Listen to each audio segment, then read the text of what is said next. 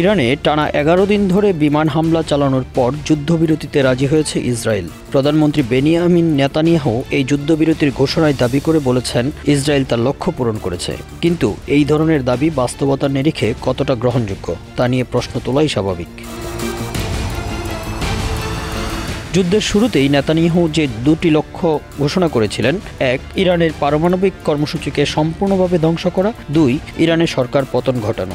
এই দুই উচ্চাভিলাষী উদ্দেশ্য কোনোটাই বাস্তবে অর্জিত হয়েছে বলে মনে হয় না। পারমাণবিক কর্মসূচি ধ্বংসের প্রশ্নে বাস্তবতা হলো, যুক্তরাষ্ট্র ফোর্দে স্থাপনায় হামলা চালানোর আগেই ইরান সেখান থেকে সমৃদ্ধ ইউরেনিয়াম সরিয়ে নিয়েছিল। এই মজুতই ছিল পুরো পারমাণবিক কর্মসূচির সবচেয়ে গুরুত্বপূর্ণ অংশ। ফলে বলা যায়, পারমাণবিক কর্মসূচির মাথা কেটে দেওয়া বা সম্পূর্ণ ধ্বংসের লক্ষ্যটি আদতে ব্যর্থ হয়েছে।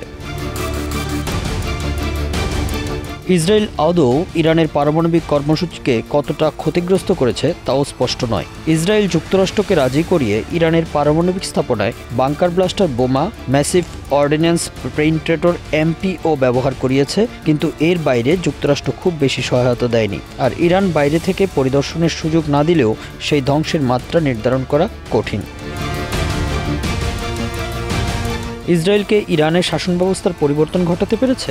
সংক্ষেপে বললে, বাস্তবে তার ঠিক উল্টো ফলটাই অর্জন করেছে। ইরানের বিভিন্ন নিরাপত্তা কাঠামোর শীর্ষ সামরিক নেতাদের হত্যা করে ইসরায়েল একটি গণবিপ্লব উস্কে দিতে চেয়েছিল। এই কৌশল ইসরায়েলের একটি দৃঢ় বিশ্বাসের উপর দাঁড়ানো। তাদের ধারণা, কোনো শত্রুকে দুর্বল করার চেয়ে সবচেয়ে কার্যকর উপায় হলো তার শীর্ষ নেতৃত্বকে হত্যা করা। কিন্তু ইতিহাস বলছে এই পন্থা কার্যকর হয়নি। একমাত্র সম্ভবত ব্যতিক্রম বলা যেতে পারে লেবাননে হিজবুল্লাহ নেতা হাসান নাসরুল্লাহর মৃত্যুর প্রভাব, যদিও সেটি অনেকটাই লেবাননের অভ্যন্তরীণ রাজনৈতিক প্রেক্ষাপটের সঙ্গে সম্পর্কিত ছিল। বাকি সব ক্ষেত্রেই ইসরায়েলের টার্গেটেড হত্যাকাণ্ড কোনো বড় ধরনের রাজনৈতিক পরিবর্তন আনতে ব্যর্থ হয়েছে। ইরানের ক্ষেত্রে দেখা গেছে, এসব হত্যাকাণ্ড উল্টো জনগণকে সরকারের পাশে একতাবদ্ধ করেছে। ইসরায়েল ইরানের রেভলিউশনারি গার্ড বাহিনীর শীর্ষ কমান্ডারদের হত্যা করেছে, যা বর্তমান ইরানি রাজনীতির সবচেয়ে শক্তিশালী অংশগুলোর একটি হলেও জনগণের বড় একটি অংশের কাছে তারা ঘৃণিত। তবু ইসলামিক প্রজাতন্ত্র কিংবা IRGC এর গৌড় সমালোচকরাও এই হামলার প্রেক্ষিতে তাদের সরকারের পাশে দাঁড়িয়েছেন। তারা এটিকে শুধুমাত্র শাসক গোষ্ঠীর উপর আঘাত নয়, বরং গোটা দেশের উপর বহিরাগত আক্রমণ হিসেবে দেখছেন। ইসরায়েল এই যুদ্ধে কয়েকটি প্রতীকী স্থাপনাতেও হামলা চালিয়েছে, যেমন এভিন কারাগার, যেখানে রাজনৈতিক বন্দীদের উপর নির্যাতনের অভিযোগ আছে, কিংবা ইরানের জাতীয় সম্প্রচার সংস্থা IRIB। ইসরায়েল এই হামলাগুলোকে ইরানের জনগণের পক্ষে অবস্থান হিসাবে উপস্থাপন করার চেষ্টা করেছে, কিন্তু বাস্তবে এইসব হামলা বন্দীদের অবস্থান আরও খারাপ করেছে। তাদের অনেককে অজানা জায়গায় সরিয়ে নেওয়া হয়েছে।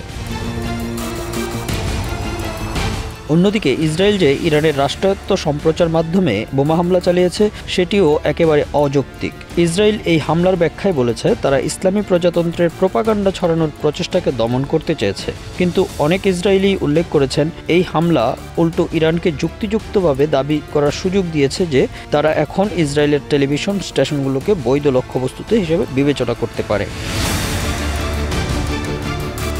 ইসরায়েল যদি যুদ্ধের ঘোষিত লক্ষ্যগুলো পূরণে ব্যর্থ হয়েই থাকে, তাহলে কি অন্তত বিশ্বের সমর্থন আদায় করতে পেরেছে? গাজার প্রসঙ্গকে পেছনে ঠেলে দিলে আবারও নিজেদের ন্যায্য যুদ্ধের পক্ষে তুলে ধরতে পেরেছে? সম্ভবত তাও নয়। যুক্তরাষ্ট্র ইরানের পারমাণবিক স্থাপনায় হামলা চালিয়েছে, কিন্তু এই হামলা আন্তর্জাতিক আইনের একাধিক মৌলিক নিয়ম লঙ্ঘন করেছে, যার দীর্ঘমেয়াদী প্রভাব পড়ার আশঙ্কা রয়েছে। তাছাড়া যুক্তরাষ্ট্র ইসরায়েলের সঙ্গে যুদ্ধের ময়দানে নামেনি, বরং হামলার পরপরই যুক্তরাষ্ট্রের কৌশলগত বোমারু বিমানগুলো দেশে ফিরে গেছে। এই হামলার আগে ও পরে ট্রাম্প বারবার বলেছেন, তিনি যুক্তরাষ্ট্র ও ইরানের মধ্যে এমন একটি চুক্তি চান যাতে ইসরায়েলও অন্তর্ভুক্ত থাকতে পারে। এটা পরিষ্কার, মার্কিন প্রেসিডেন্ট এই সহায়তা করেছেন অনেকটা নিজের স্বার্থ এবং উপসাগরীয় মিত্রদের স্বার্থ রক্ষার জন্য।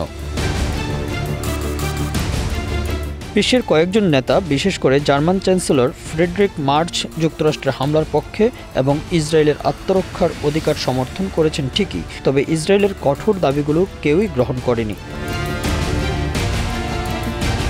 যেমন ইরান কোনোভাবেই ইউরেনিয়াম সমৃদ্ধ করতে পারবে না, এমন দাবি আন্তর্জাতিক মহলে সমর্থন পায়নি। বরং বিশ্ব আবার ফিরে গেছে সেই পুরনো অবস্থানেই। ইরান পারমাণবিক অস্ত্র বানাতে পারবে না, যার প্রতি ইরান আগেই সম্মতি জানিয়েছিল। মধ্যপ্রাচ্যের সাম্প্রতিক কার্যক্রম বিবেচনায় এলে দেখা যায় বিশ্ব এখন ইরানকে ব্যবসায়িক ও কূটনৈতিক অংশীদার হিসেবে গ্রহণ করার পথে। এটি ইসরায়েলের জন্য একটি বড় ক্ষতি এবং ইরানের জন্য একটি স্পষ্ট বিজয়। ইসরায়েলের অভ্যন্তরে যে বাস্তব ও গভীর ক্ষয়ক্ষতি হয়েছে তা কোনোভাবেই উপেক্ষা করার মতো নয়। সত্য, ইসরায়েলের যুদ্ধের শুরুতেই আকাশপথে ইরানের উপর আধিপত্য প্রতিষ্ঠা করতে পেরেছিল, কিন্তু ইরানের পাল্টা ক্ষেপণাস্ত্র হামলা এই কৃতিত্বকে দ্রুত ম্লান করে দেয়। ইরানি ক্ষেপণাস্ত্র একের পর এক ইসরায়েলের সুপরিচিত আকাশ প্রতিরক্ষা ব্যবস্থা ভেদ করে রাজধানীসহ দেশের বিভিন্ন স্থানে আঘাত হানে। ইরানের ক্রমাগত ক্ষেপণাস্ত্র হামলায় ইসরায়েলের ইন্টারসেপ্টর ক্ষেপণাস্ত্র দ্রুত ফুরিয়ে আসছিল, অথচ তা পুনরায় সরবরাহ করার মতো কোনো তাৎক্ষণিক ব্যবস্থাও ছিল না। এই হামলায় শুধু ইসরায়েলের জানমালের ক্ষতি নয়, দেশটির অর্থনৈতিক কর্মকাণ্ডও মারাত্মকভাবে ক্ষতিগ্রস্ত হয়। পুরো দেশ কার্যত স্থবির হয়ে পড়ে। এটি ছিল ইরানের আরেকটি বড় কৌশলগত বিজয়। অন্যদিকে যুদ্ধ শেষে ইরান আহত ও ক্ষতিগ্রস্ত হলেও শত শত প্রাণহানি সহ দেশের বিভিন্ন স্থানে ব্যাপক বোমাবর্ষণের পরও ইসলামী প্রজাতন্ত্র ভেঙে পড়েনি। বিশাল ইসরায়েলি সামরিক শক্তির মুখোমুখি থেকেও ইরান টিকে আছে। তাদের ক্ষেপণাস্ত্র লক্ষ্যবস্তুতে সঠিকভাবে আঘাত এনেছে। আন্তর্জাতিক পরিসরে ইরানের ভাবমূর্তি কলুষিত হয়নি, বরং বেশিরভাগ দেশই এটিকে ইসরায়েলের আগ্রাসনের শিকার বলেই দেখছে। ফলে ইরানের পাল্টা প্রতিক্রিয়া জানানোর ক্ষমতা ও সুযোগ সীমিত হয়ে পড়েনি, বরং যুক্তরাষ্ট্রের কাতারে অবস্থিত মার্কিন ঘাঁটিতে হামলার জবাব দেওয়ার সময় তারা আগাম বার্তা দিয়েছিল পরিস্থিতি যেন উত্তপ্ত না করে কৌশলগত নিয়ন্ত্রণে রাখতে পেরেছে। সবচেয়ে তাৎপর্যপূর্ণ দিক হলো, যখন যুদ্ধবিরতির শর্ত লঙ্ঘিত হচ্ছে বলে আশঙ্কা দেখা দিয়েছিল, তখন ইরান এতটাই প্রভাব বিস্তার করতে পেরেছিল যে প্রেসিডেন্ট ট্রাম্পকেও ইসরায়েলকে হামলা থেকে বিরত রাখতে আহ্বান জানাতে হয়। ইরান যেভাবে চায় তেমনভাবেই যুদ্ধ থেকে বেরিয়ে এসেছে, দাঁড়িয়ে থেকে, শক্ত অবস্থানে থেকে এবং ভবিষ্যতের কৌশল নির্ধারণের যথেষ্ট সুযোগ রেখেই। Bangla affairs news desk.